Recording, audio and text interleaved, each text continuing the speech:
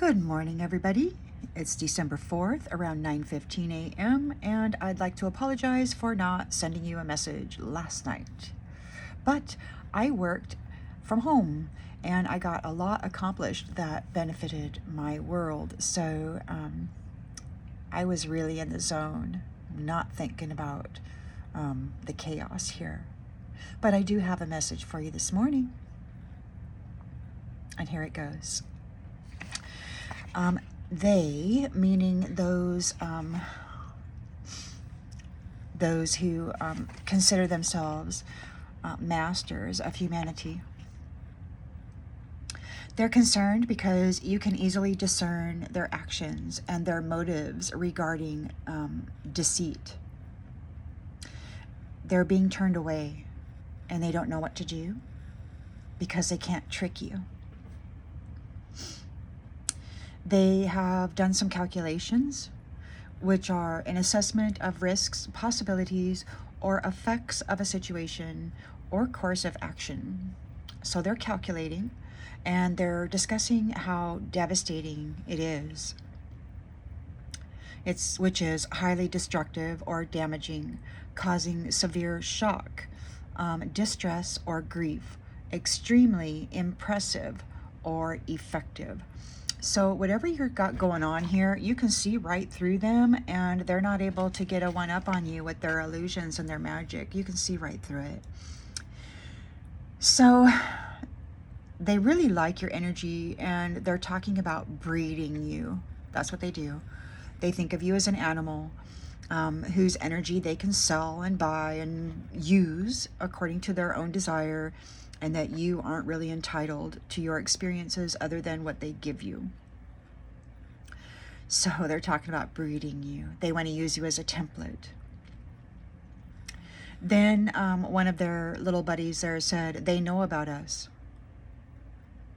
He said, these are the hidden ones that cause chaos, and they buy and sell human life force energy, the vitality. They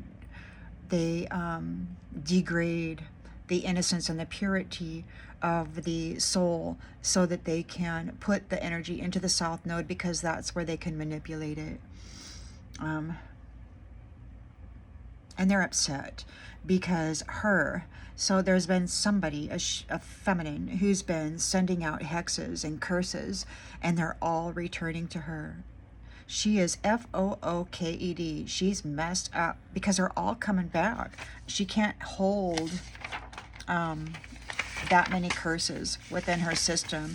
And if this is the same one that they've been talking about, she's going to come undone.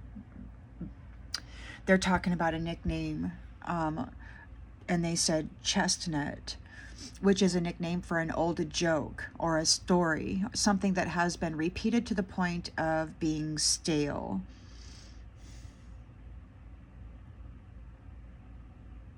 A generous giver in stories of abundance and survival. So, chestnut, they were spinning stories about you for so long, and it's stale now because it's obvious to be a fallacy. You're abundant, and you survived. They're discussing being disqualified. My apologies. Disqualified. They've received a disqualification. They're not eligible, they're unsuitable, and they failed to meet the standards for the position. They broke the rules. A few reads ago, it was a simple over and back rule. They had the ball and both feet in the front court, and then they decided to cross the half court line and do some shady crap. And they broke the rules. They violated their position. So their identity and intention has been exposed. They're calling it arbitrary.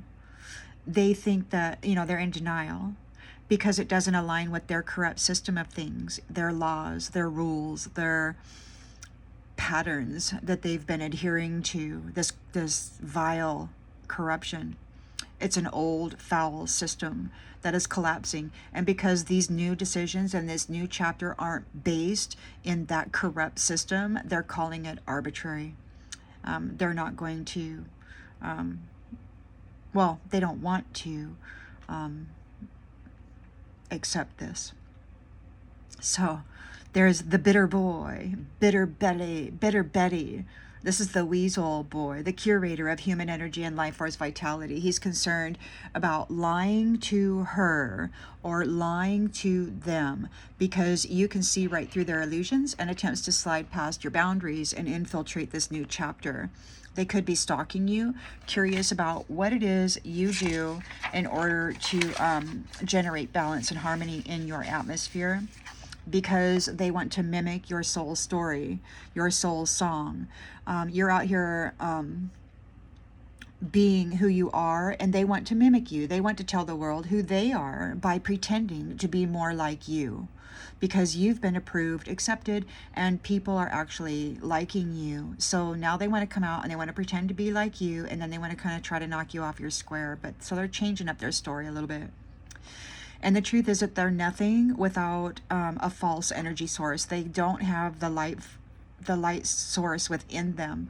So anything that they're doing or any light that they may be appearing as is a false, stolen merchandise system of light. They've taken the life force from another person, dressed themselves up in it, and say, oh, look, I'm clean and pretty. You know, the blood sacrifice crap that they got going on of innocence. This is their scheme. This group has just recently realized they've been working with a gold digger, not an actual angelic being. You being in the spotlight here, authentic and transparent and powerful as you are, has them realizing that they chose wrong.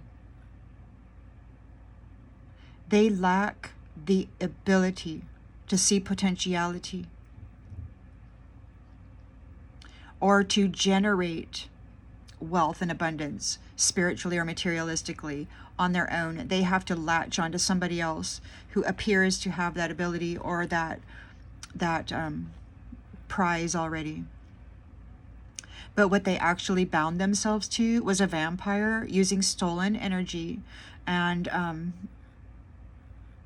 doing their magical manifestations on somebody else's life force vitality. They just got busted. A few days back, somebody walked in and caught her doing something and asked her about the energy. And she says, well, it's not mine, but now that you know. And he says, we're done. So, you know, they effed up in a big way.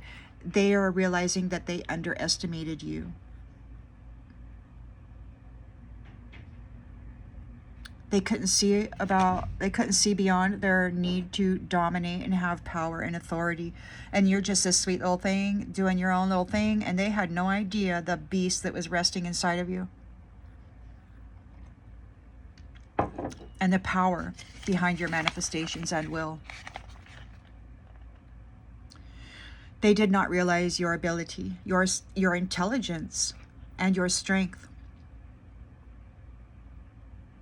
Your ability to see through the intentional, illusory traps.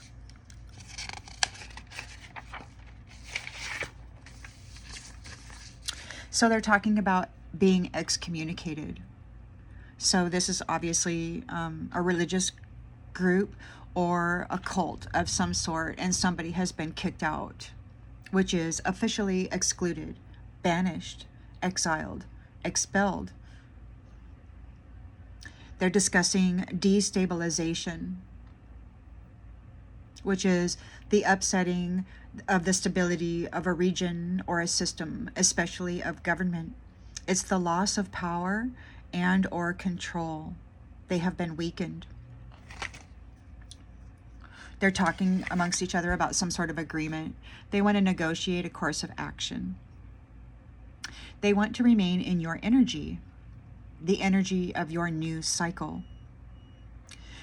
Problem is, they don't honor agreements, treaties, or handshakes. They don't honor the words they speak. It's simply a ploy to retain access to your or the collective that you are part of, resources, gifts, manifestations, and energy. These are the curators of human life force, okay? The slave owners, those who see themselves better than and more powerful than and they want to gain a contract with you. They want to get an agreement, some sort of a negotiation. But there is no safe agreement with these ones for the future of the children of light. They just want to stay here, be part of it, and have an opportunity to F them up, just as they did in the previous cycle. And you're here to say, nope, it's not going to happen this time. And so just be aware.